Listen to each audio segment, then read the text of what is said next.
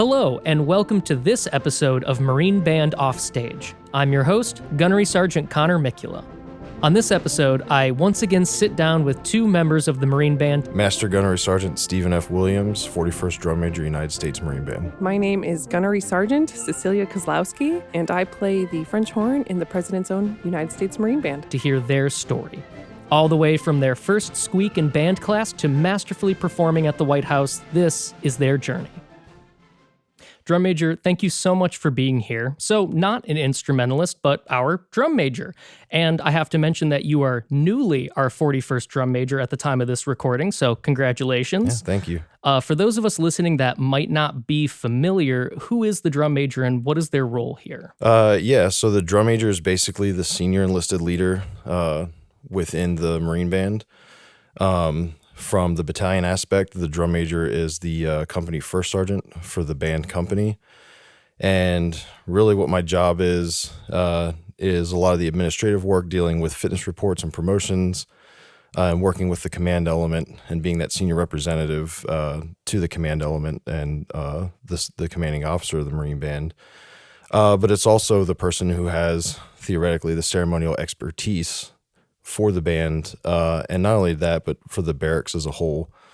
So we're in charge of essentially anytime the band's on the move, you're going to have a drum major out there, whether that's for evening parades, street parades, full honors funerals at Arlington National Cemetery. Anytime the band has to stand up and do some sort of movement, you're going to have a drum major there to not only facilitate and make sure that happens, but to also teach that to the new members coming in. Right. If you ever see the big Marine right out front of us with a big mace and maybe a 12-foot tall bearskin hat, that's the drum major. Yeah, I tell people all the time, they're like, which one are you on the parade deck? I said, the one that looks more like a British officer than a United States Marine. So. Well, it doesn't help that we all wear red too. Right. Yeah.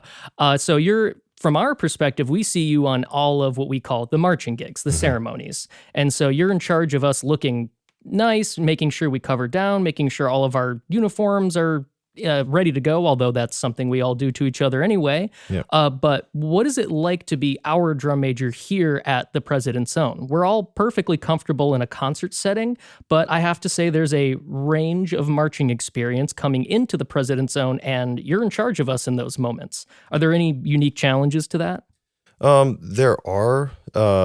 Since the members of the United States Marine Band come in, I'll say a little later than life than what somebody from my background is used to working with.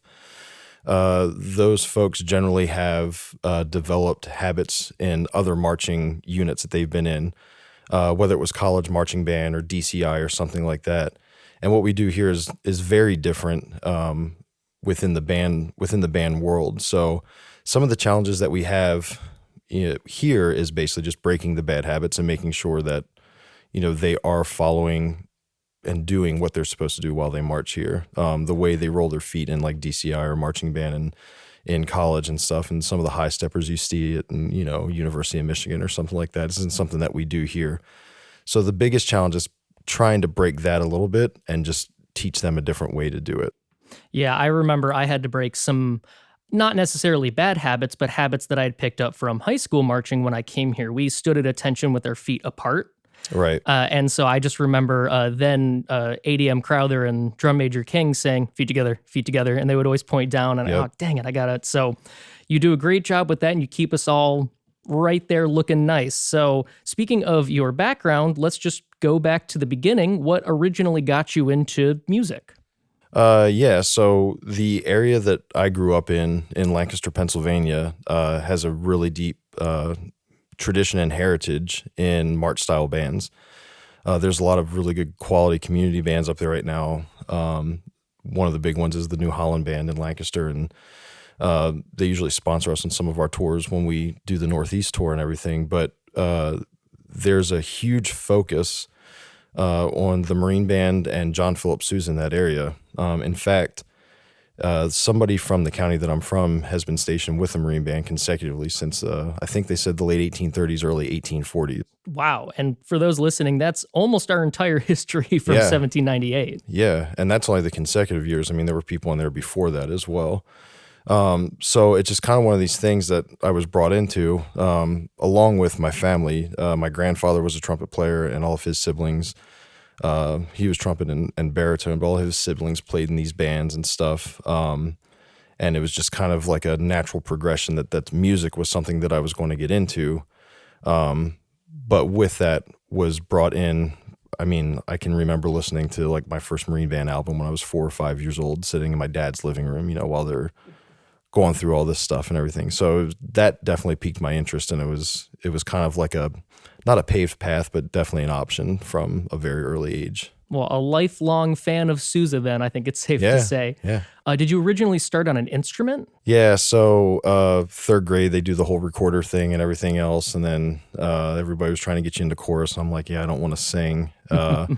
And the school that I went to, they actually used to do a test in fourth grade, and it was like a music aptitude test, and based on the score you got on that test, you were either recommended or not recommended to be in band. And if you were recommended in band, they had 3 instruments that they recommended you play. So for me, it was saxophone, trombone, and trumpet. And I said, yeah, I think I want to play saxophone. And my dad said, well, we have trumpets laying around the house, so that's what you want to play. And I was like, okay. Well, it's nice to hear your heart was in the right place with choosing the best instrument. So.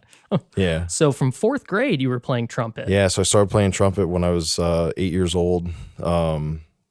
And then took lessons with my dad up until about 7th grade, 8th grade, and that's when you start auditioning for district band and regional band and all this other stuff. And he basically got to a point where, he's like, I'm not a professional trumpet player. I think at this point we need to look for somebody to give you private lessons because there's nothing else that I can really teach you. So then we just started the journey there. Had a couple teachers that I worked with. My long term was a guy named Charles Few out of Lancaster County.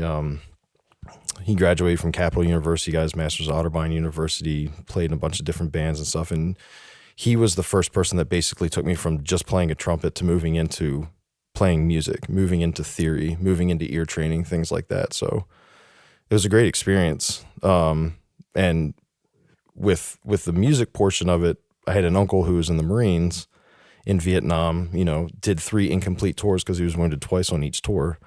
But always loved being in the Marine Corps and always loved his time in the Marine Corps. And from the time I was 7 or 8, just kept pounding that in my head.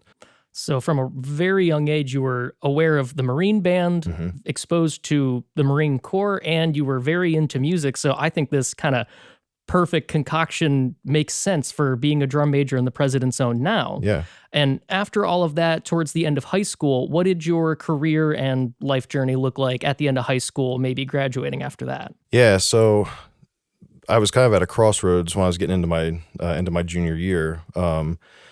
If I wanted to go full musician and just kind of stay in that realm, my goal was going to be, go to school and then try to get into either like a Broadway cast playing in pits up in New York was like the dream, or become a studio musician, playing a studio. I liked that aspect of it. I always thought it was cool where you'd like pull on a video game or something, or hear like something on TV and it's like, wow, that's a pretty cool lick. And it's like, yeah, well, Alan Vizzuti played that. And you're like, oh, wow, like that's awesome. But then I was looking into options with, the Marine Band and seeing what I could do there. And I was kind of pulled away from it a little bit because I knew that I didn't have the experience with auditioning. I mean, I took numerous auditions up to that point, but I knew enough to know that these are world-class musicians and I'm going to need a little bit more to do that. And on top of that, there wasn't a position open. A lot of people, working in ops, they get a lot of phone calls like, oh, my kid plays this instrument. Can he audition for you? And it's like, well, we only audition when we have openings. And I knew that there weren't any. And the members of the Marine Band at that time in the trumpet section were relatively junior. So I'm like, there's no way they're getting out. I went and talked to a Marine recruiter.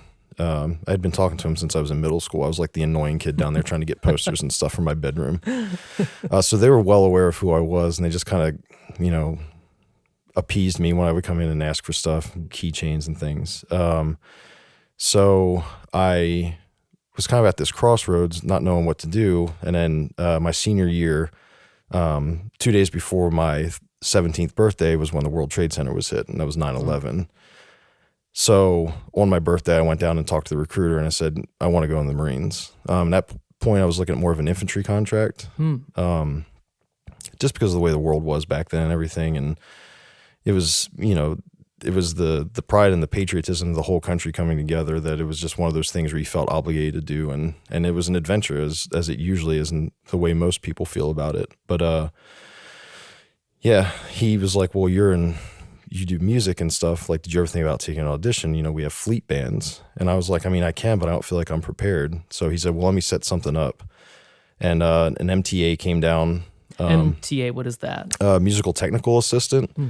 So my MTA was a guy named Gunnery Sergeant Chris Flores, and he came in and we did the audition, and it was basically a 3 to 5 minute prepared piece. I can't even remember what I played for it was like the Artunian or the Haydn Trumpet Concerto or something. And then when they're done with that, they go through scales. So they ask you to play 4 scales or so, and it's a major scale, natural minor, harmonic minor, and melodic minor. And then they ask you to play a chromatic scale, as many octaves as you can. So I did that, and then it was sight reading. So I was doing really well in the sight reading. It's probably one of my strengths. I can sight read really well.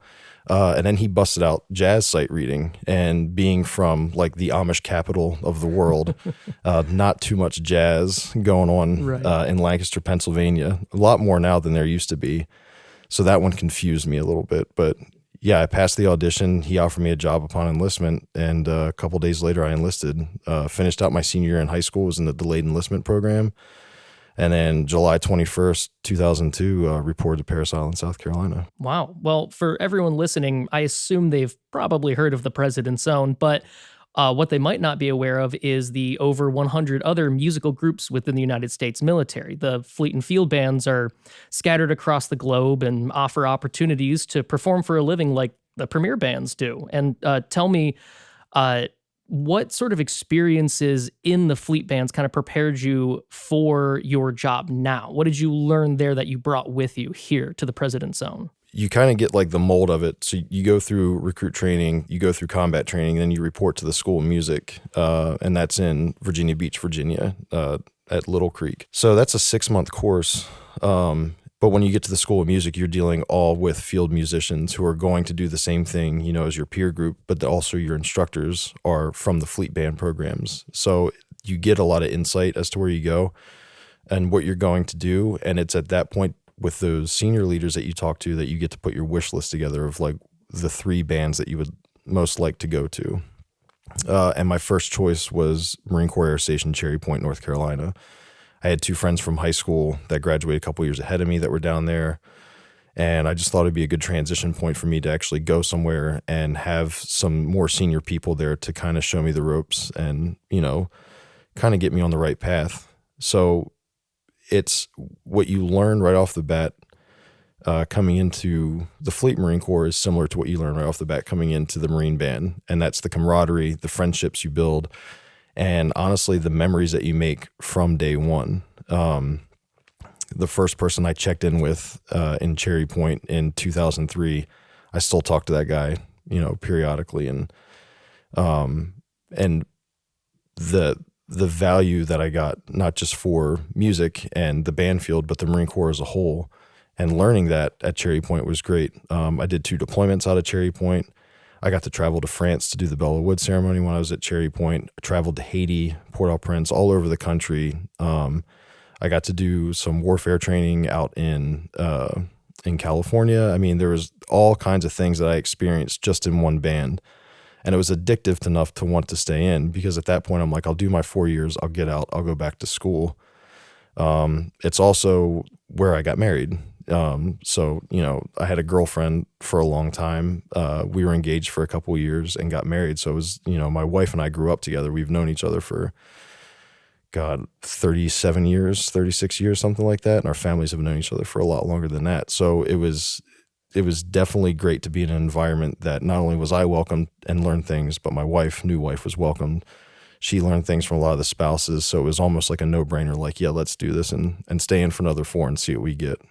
Good, yeah. And so you're doing all of this just playing trumpet, right? I mean, you've joined the military, you get to travel, you get to perform, you get to be a performing musician, and you were able to accomplish that through the Marine Corps, which I think is wonderful. I hope more people look into sort of the field and fleet bands as options, and I wasn't aware of them at all in high school. And, I'm glad my path led me where I am now, but I wish that I had been aware of that. So, Yeah.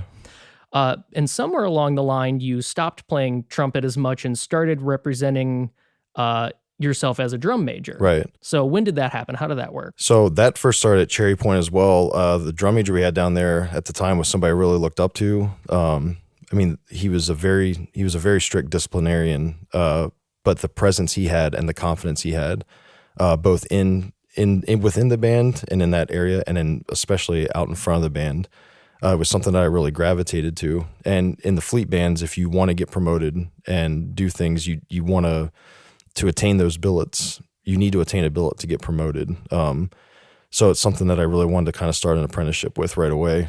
So I reached out to him, and he welcomed it with open arms. He taught me how to spin a mace. He taught me how to do everything, and it was a step-by-step process. And after working with me for about 9 or 10 months, he said, well, there's a Christmas parade in Morehead City, I want you to do it. You're going to lead it. So that was the first time I ever got to lead the band on a march, and it's a scary experience when you're marching in and around a lot of people to be now 6 paces in front of them and see absolutely nothing. So it's like, am I marching too fast? Am I marching too slow? Like, what's happening? Did everyone behind me fall over and I have right? no idea? Yeah, you have no idea. So that guy, he's retired now, Master Gunnery Sergeant Mike Montoya. But I mean, super cool dude, super down to earth, and one of those guys who I definitely try to emulate. Now being a leader within the organization, to open that up and kind of be the teaching point to people. So at that point, I was just learning how to drum major. I got stationed in Marine Corps Logistics Base, Albany, Georgia, which no longer has a band, and fell into an opportunity there where we were gapped a drum major. So there were 2 of us who were former assistant drum majors, in the fleet bands, and we just took over those duties until we got assigned a drum major.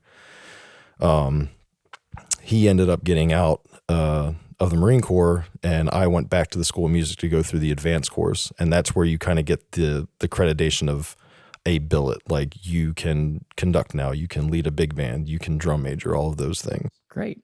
So it's a billet that gets you promoted and Right. makes sure that you have a career and a future within the field and fleet bands. But what about being a drum major appealed to you outside of that? I think just being the drum major is the person that people go to for answers, and not just with drill and ceremony. It's for lack of a better term, you're the wise counsel. That is incredibly true within the Marine band. Yeah. The answer to a lot of questions is, I don't know, ask the drum major. Right. And it's the same in the fleet bands as well. In a fleet band, the drum major is in charge of all administration and operations that happen within the band. So he's in charge of selecting the people who are in those roles. And it's not really much different from what it is within the Marine band. Where the difference comes into play is eventually, as a drum major in the fleet bands, you'll get promoted beyond the point of being a drum major, and then you have to end up becoming like a band master or an enlisted band leader or something like that, which is something I wasn't interested in doing. I wanted to be a drum major at that point. All right. Well, even though you're our new drum major this year, you've been with our organization since 2012, right? 13, yeah. 13, okay. When you joined as our assistant drum major, filling the vacancy left by our previous drum major King. Correct. What was that process like? Were you just sort of sent to us? Was there an audition to be the assistant drum major here? Yeah, so I ended up talking to Dwayne King at the Midwest Music Conference in, I think, 2011, and just asked him, like, hey, how's it going? Like, what is the process? Like, how did you get here and how did you do this thing? Because at the time, it wasn't a very widely known thing. I mean, prior to him being the assistant, there was only a few assistant drum majors, when the program started. We didn't really have assistant drum majors in the United States Marine Band. A lot of the premier bands have multiple drum majors, but we don't. And instead of just selecting the senior member from the fleet to come up and be the drum major, the assistant drum major position was started as somebody that can rotate in and out. And you kind of have a pool then to select from if there's any interest. So that way, when you're running a drum major audition, you're auditioning people that you potentially already know. So I just wanted to get all the background on it and figure it out. And then I knew he was due to rotate in 2013. The announcement came out that they're holding auditions for the assistant drum major.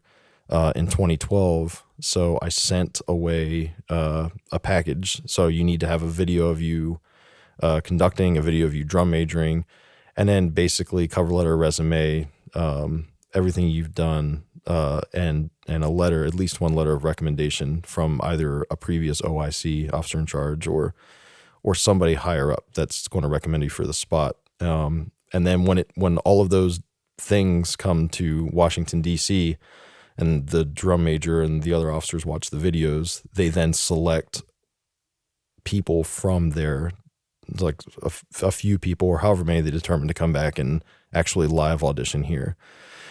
So I sent everything in, and I was called back to audition, and a lot of people, I auditioned, there were 4 of us that auditioned that day, and I just remember the first day, everybody was like, oh, I'm super nervous. Mm-hmm.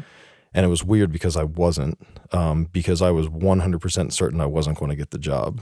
That's honestly a good headspace to be. Yeah. I mean, I was the youngest, and I was the most junior in rank. And at that point, I was not a billeted drum major where the other 3 were.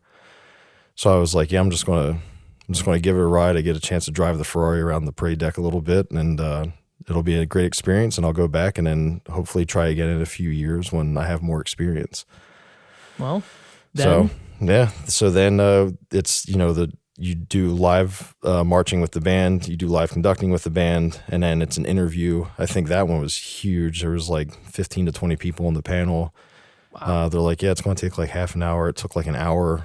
And then the rest of us, once we were done, they're like, yeah, we need to deliberate. So if you want to go get lunch, just come back in a few hours and we'll see if we have an answer. And I was like, oh man, this is... Well, you were familiar with the military. That should be nothing new, yeah. So we did the standard thing where we're like, oh, we can leave, great, cool. And we sat there for about 40 minutes. And then I was like, well, I want to go get something to eat. And I got up to go to the door, and the door opens, and it was Drum Major Brown. And he's like, yep, they made a decision, so we're ready. And they call us into their office, and it was just one of those things where they're like, great job. Everybody did really well, but, we would like to offer the job to Staff Sergeant Williams. And it was one of those where like, wait a second, am I hearing this right? Like, are you serious? And then it was just a whirlwind from there. I mean, it was crazy. I got my red book that day. Well, wow. Yeah. The red book is our sort of training book for those listening, where here's everything you need to know about the President's Own, and they slap this big red binder with 200 pages in it or something. Yeah, it's a and lot. well, I mean, and it keeps growing. So in the fleet, when you go to boot camp, you get what's called the Green Monster. So it's basically the Marine Band's version of the Green Monster. It has everything in it, from how to read your LES to how to wear your uniforms to who's who in the band and a little bit of Marine Corps history. And it's kind of like the guide for the assistant drum major when the new joins come in to teach them everything. So yeah, I mean, it was great. I went back. I was stationed at 2nd Marine Division, Camp Lejeune, North Carolina at the time. So I went back down there, and I came up here TAD for about a week to just kind of get, familiar with the place. And then I reported here a couple weeks after the inauguration in 2013, and was prepared to do my 3-year tour and see where things went. And it was weird. I fell in love with a place that I knew I was going to fall in love with.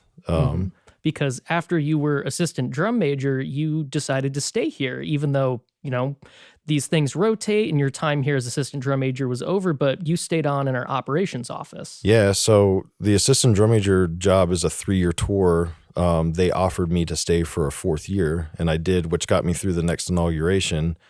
I had orders cut to 3MEF in Okinawa, Japan. We were really excited to go there. I wanted to go so I could do some pack cruises, go down to Australia and stuff, and see some of the world that I hadn't yet seen. And I talked to my wife about it, and she said, well, would you ever want to stay here in anything other than the drum major billet? And I said, if a job opened up in either drum major, stage manager, or operations, I said, I would put in for it. I said, I don't know if I would get it, but I would put in for it, in the hopes that we'd be able to stay. My wife's a public school teacher. We live in Northern Virginia, so Fairfax County is a great public school system for her to teach in and for my kids to go. 2.5 hours from home in Pennsylvania. And I still get to be on active duty, but give my kids a life where they're not moving every couple years. So I said, yeah, I would definitely take that. And then lo and behold, a few weeks later, the band announces that there's an opening in operations. So I went and talked to Lieutenant Colonel Burian and just, said like, this is something I'm interested in. He said, yeah, I mean, you're eligible. Just send in your information and everything else. So that one was, I thought it would be easier than the drum majoring audition or the assistant drum major audition because there's only 1 point to an operations audition. That's an interview. And I had experience in operations. Like I said, the drum major's in charge of that in the fleet. So Now, did I have experience with Marine band operations? Absolutely not. And is it a different beast? 100%. Oh, every time I go up into operations, it's always everyone's so busy, calm, cool, collected, and getting their job done, but you can just see it in their eyes. Everything is always taking up their time. Yeah, you definitely develop a very unique relationship with the other people you work with in operations and it's mainly fueled by coffee and sarcasm. So, perfect. I mean, it's a great place to work. It keeps you on your toes. I enjoyed almost every moment that I had in operation. I mean, there are times in there where you're like, this is ridiculous. Like, how are we going to make this work? Well, sometimes you're getting called by the White House on weekends at, past midnight, right? I mean, sometimes you're getting called by them on a Wednesday morning at 2 a.m. and they're trying to figure out something that's happening in 6 hours. And you're like, how am I supposed to get this information to people? Most people turn their phones off when they go to bed.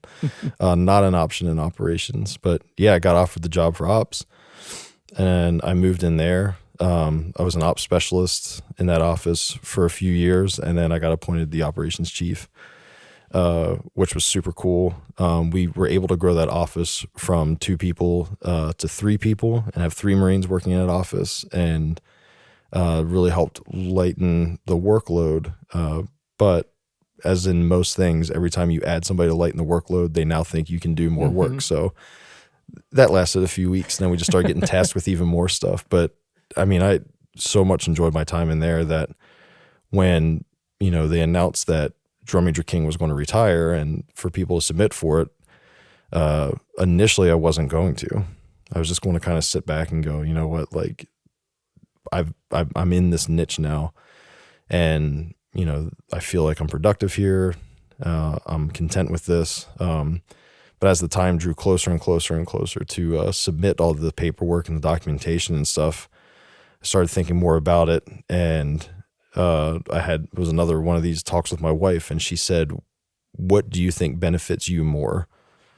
And I said, being in operations definitely benefits me more. And she said, what do you think benefits the Marine band more?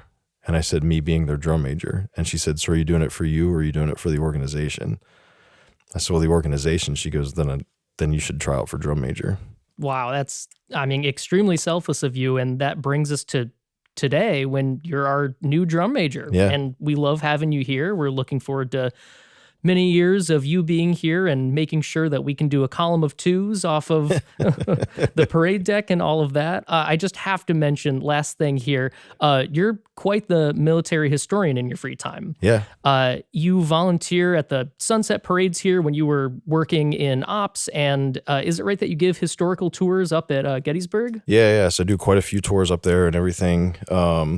I go there, do tours over at Antietam, Harper's Ferry, Manassas, mainly for the first Battle Bull Run, not the second. It gets kind of confusing. But yeah, growing up so close to Gettysburg, I started going there when I think I was 6 weeks old. And then we got into like Civil War reenacting. I was in a couple different fife and drum corps and things like that. So it was having ancestors who not only fought in the Civil War, but also fought there. It was something that was really instilled in me by my dad, who would take me there any chance I could get. And, every Father's Day, he and I would go up there with the rest of the family and meet. So, and I really enjoyed those times being around. And even if we were up there with a whole group of people, he and I would always find time to just kind of be alone, like in that atmosphere on the battlefield and stuff. So yeah, I do tours all the time. I usually do like 3 or 4 a year with just the barracks Marines alone, take them up on a couple buses, spend the whole day, get, 10 to 13 miles under their feet and everything walking around. So it's a great time. Do you have any single line interesting military tidbit to leave us with? Single line interesting military tidbit. I think one of the things in the fleet, you go through boards, different boards that you can try to get promoted on. Marine of the Year board, Marine of the Quarter board, meritorious promotion boards.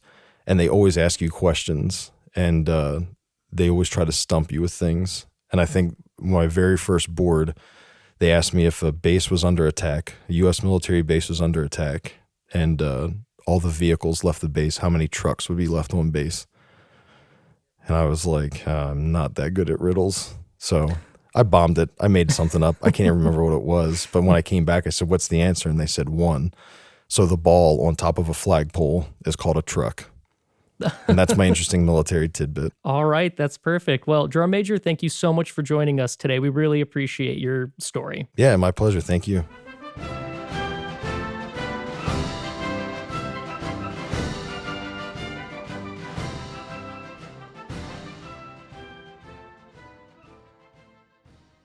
Cecilia, thank you so much for joining me. I think the best place to start is the beginning. So, how did you originally get into music?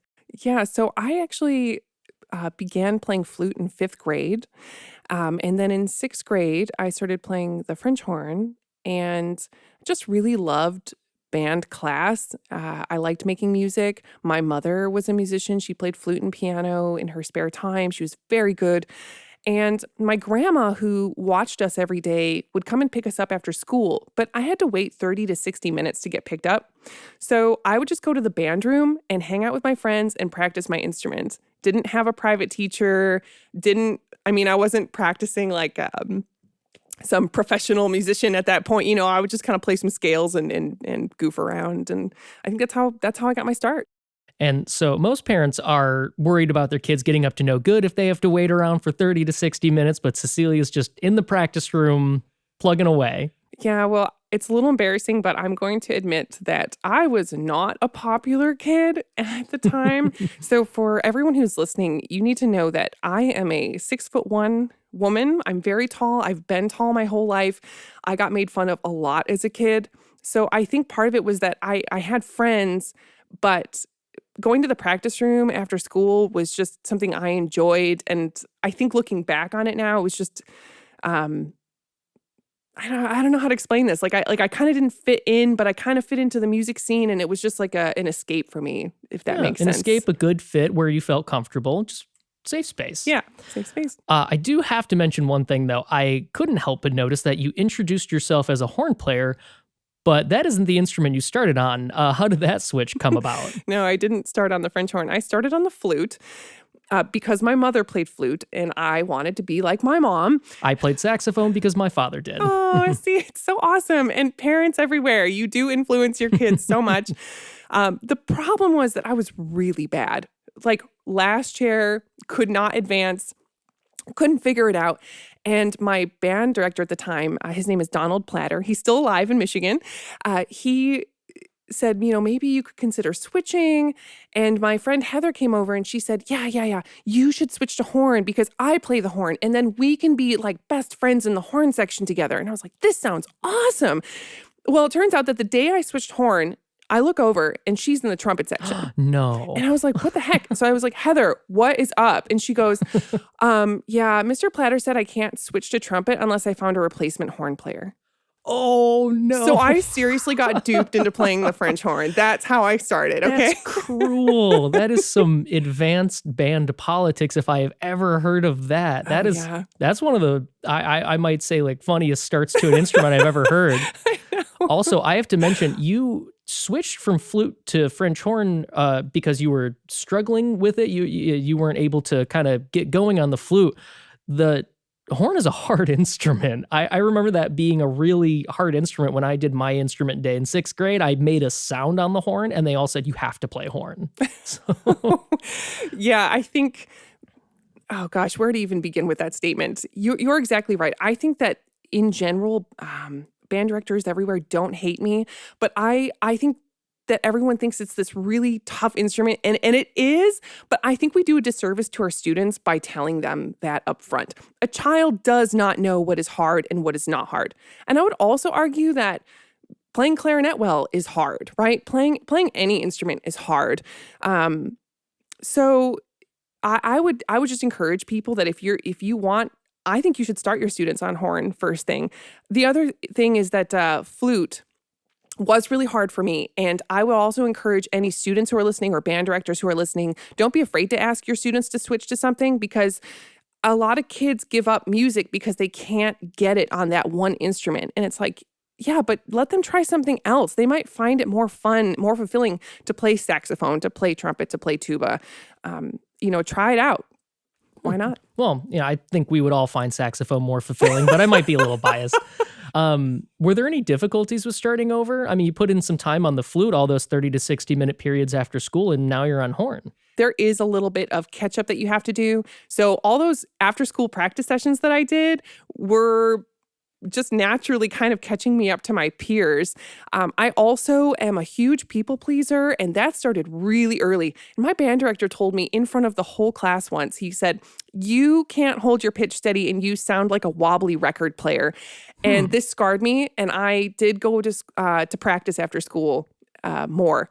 And I was like, well, I must have a steady tone because I don't want to get made fun of by my band director anymore. Oh, no. I know. It's like this horribly traumatic beginning. I don't know why I stuck with it, but I did. Because you loved it so much. I did.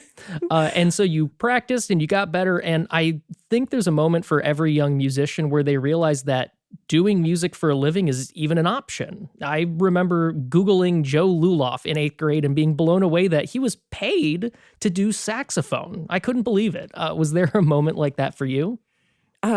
That's really incredible that you figured that out so early. I did not put two and two together. I did not look at my band director and go, I could do that one day. I loved listening to classical music. I never thought I could be in an orchestra.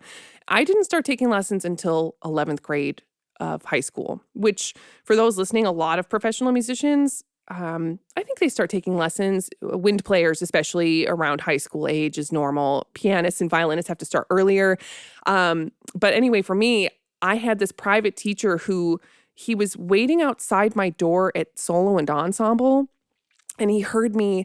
And I walk out and he goes, "You sound really great, and I would love to be your teacher if you don't have one." And I was like, "What?" And I was like, "Mom, this guy wants to give me lessons." And he actually sold us. He was like, "No, I think you have some talent here. And if you want, I would love to help you get better." And for some reason, I said yes. I don't remember why. It just seemed like, sure, why not? And his name was Walt Lewis. He's no longer with us, but he was instrumental in getting me into classical music. He was the one that said, I think you have the talent to do this professionally. I think, would you want to be a band director? And that was where I started. And I thought, sure. And that's when I really started practicing a solid 1 to 2 hours a day. And he got me into youth ensembles. And I even started gigging, freelancing with regional orchestras at the time. Wow. So the die was cast and you wanted to be a musician. It's not an easy road. There's instruments to get. There's lessons, like you mentioned. There's things we had to do. What did you do then? What did your life look like preparing to be a professional musician? Well, first of all, I want to backtrack a little bit, if it's okay, to say that my family, we were not destitute, but we did not have a lot of money growing up. So for me to take private lessons was, my dad was like, okay, this is just an added expense every week. Walt only charged $20 for an hour, which is super cheap, even back then. But he said, do you want to go to Interlochen or Blue Lake Fine Arts Camp? And these are two big music camps for high school students in Michigan. They're both international music camps. They're very competitive. People compete for just a limited number of spots. And I sent in a tape to Interlochen. And I didn't think I was going to get in. I remember I had like pneumonia or something when I made the tape. And you can hear me coughing. It's an awful tape. My dad saved it, which is amazing. And I got in somehow. And Dad said, we can't afford to send you there. And I remember just crying. And I was like, I have to go. I don't know why. I was like, I have to do this. I have to go. And Mom said, David, why don't we send her to this camp? And Dad was like, it is thousands of dollars. So what I ended up doing was applying for every scholarship I could get my hands on through the state of Michigan. The local orchestras had competitions. So if you won, you would get maybe like $2,000 here or $500 here or even $50. And I really worked hard to save up my allowance. And I just put all this money together so that I could afford to go. And I do want to give my parents some credit. Basically, my mom came up to my dad and how she talked him into this. He goes, I don't want her to do this. Her chances of becoming a professional musician are very slim. That's true. This is an unforgiving profession. She probably won't win a major job. This is stupid. And my mom said, let's send her to the camp and she can figure out that she's not good. And then when she comes back, she can go and major in something else that will make her money. Wow. Now, my mom admitted this to me later, but she said, I always believed in you, but I had to say that to your dad to convince him to send you.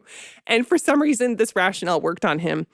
And I did go in because I think I worked so hard for the scholarships. I went into this and I worked my absolute butt off through this whole camp. And to your point, Connor, I think that is a pivotal moment for me, was seeing all these international students practicing 3, 4, 5 hours a day. You're going to 2 hours of rehearsal a day. You have private lessons. You're playing in chamber groups. I mean, I had tendinitis at the end of it, and it was awesome. Tendinitis is not awesome, but it was just working that hard. And then I was like, this is what I'm going to do with my life. Well, I remember also, I am also from Michigan, so I remember going to Blue Lake for, 6 or 7 years in a row in Interlochen towards the end of my high school career. And that's where I kind of learned, oh man, I really should be practicing here. I'm not just here to swim in the lake. Well, you shouldn't swim in Blue Lake's lake, but I'm here to practice. So, and after that, eventually you did pursue music in college. What universities did you attend and what were your experiences like there? So I ended up going to Western Michigan University. Go Broncos. Go Broncos, thank you. That means a lot coming from you, Connor. U of M, right? And Michigan State, yes. Oh, yeah. Oh, you went to both. I did. I get a lot of strange looks. Okay, that's good though. Chameleon. I went to Western Michigan University. And if it's okay, I'd like to talk a little bit just to people listening that if you get turned down at a university, don't give up. I auditioned at Michigan State, and unlike Connor, I did not get in. I was put on a wait list. I think it just made me, I don't know what it was. I was like, I'm going to prove to the world that I can do this. And I also auditioned at Indiana University. I did get in there, but couldn't afford to go. The out-of-state tuition was just too much. So Western Michigan offered me a scholarship, and that's where I went. And it ended up being the best decision of my life. They have an orchestra. They have 2 bands. They have a marching band. They have a jazz band. They've got a choir. Like all these, they pull in international performers on various instruments. It was a great experience. Good. And so you majored in what? Music performance, education? So I double majored in music education and performance for 3 years. And I maxed out all my credits, 21 credits a semester, which is insane. Wow. And then in the senior year, I dropped the education major. And my parents were very upset about it. And I said, I don't want to do this. I don't want to teach. I actually love teaching kids, but I did not want to teach at a school. I wanted to perform. All right. And I think it sounds like you had more confidence in your playing at this point in your career. I did, but I was also, I did and I didn't. I knew I had to continue in school. I knew I had to go to graduate school. I did ask my teacher, do you think I have what it takes? That's a loaded question to ask any teacher. Yes. And she was very cautious and she said, if you continue to work this hard, you have a chance. Well, I mean, hey, they weren't wrong. Yeah. But so then you went to grad school. Where did you go? How was that like? What was the audition process like? Sure. So I ended up going to the University of Cincinnati College Conservatory of Music, otherwise known as CCM. I think we have a few CCM grads in the band, just a few. We have, yes, many. And it's a great conservatory. I also auditioned at Juilliard. I did not get in. I also auditioned at Northwestern. I did not get into Northwestern. Most places I auditioned, I did not get into. I was put on the wait list at CCM, and Randy Gardner, who's the professor there, said, I think you're going to have a spot. Just hold on. And if you get in, we offer a 95% scholarship to all graduate students. So I got in. And again, I was like, I'm going to prove that I belong here because I don't want my teacher to think that he made a mistake letting me in here. Oh, well, so you were at CCM, and when did you take the audition into the President's Own? And had you taken auditions previous to that? I had taken a few auditions. My story is kind of interesting. I got my master's degree in 2010. I started an artist diploma, which at CCM is a 2-year program. But after 1 year, I took an audition for an opera orchestra. So I kind of had a gap year. And then when I came back, that was a whole other experience we can talk about if you want, if we have time. But essentially, it was pretty toxic. I remember getting screamed at by the director. I had some really bad moments. It was a great learning experience in retrospect, but it was really hard. And I thought, I don't know if I really should be performing. And I was having, for the first time in my life, some serious doubts about the career path I was choosing. So I thought, I'll get a doctorate because I do still love teaching and I'm passionate about it. Randy Gardner said, sure, you can do a doctorate here. In 2013, in February, I took the audition for the President's Own. And I thought, I'm going to take this audition. And my only goal was to advance. And this was going to be my sign from the universe that I belonged in this profession. And I ended up winning. I think the universe, beyond any shadow of any doubt, said, yes, you belong. Yeah, I'm very thankful for that. And for those of us that listened to the beginning of this episode, we interviewed our new drum major, Steve Williams. And when you're an assistant drum major, which he was previously, you train the new members of the President's Own. And Cecilia, who was your assistant drum major when you showed up to the band? Gunnery Sergeant Stephen Williams. Then Gunnery Sergeant. Absolutely. So he's not here right now listening to us record this half of the episode, but do you happen to have any memory or story that sticks out from your training with him? Oh, I sure do. You have to imagine that Steve Williams was new to the Marine Band, right? So he had to learn our culture here.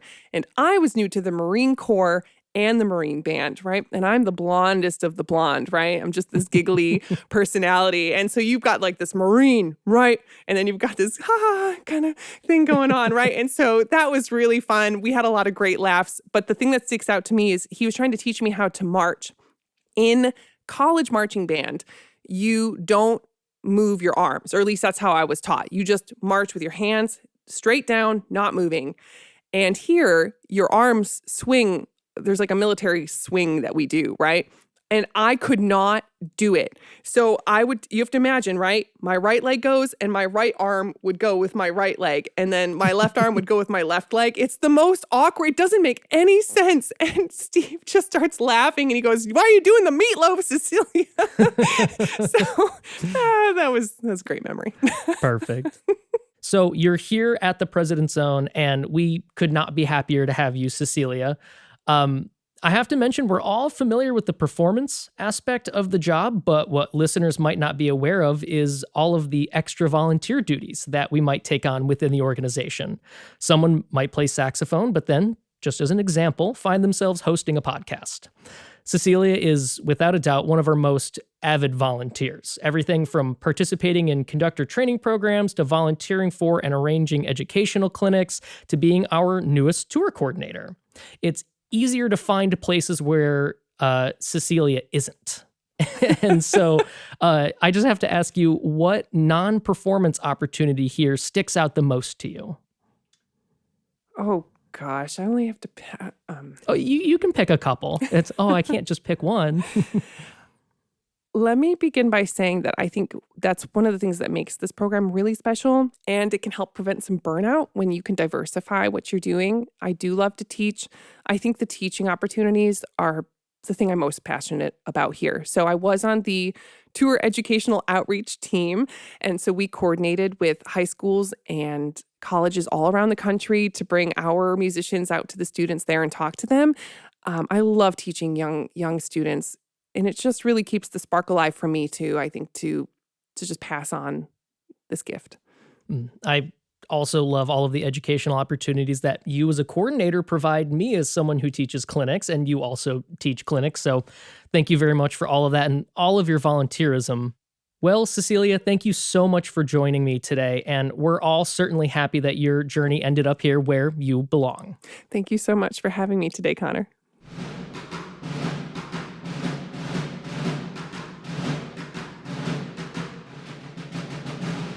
This episode was written by Gunnery Sergeant Connor Mikula, produced by Gunnery Sergeant Joe Cradler, and edited by Staff Sergeant Stephen Rudman. Recorded in John Philip Sousa Band Hall at Marine Barracks, Washington, D.C.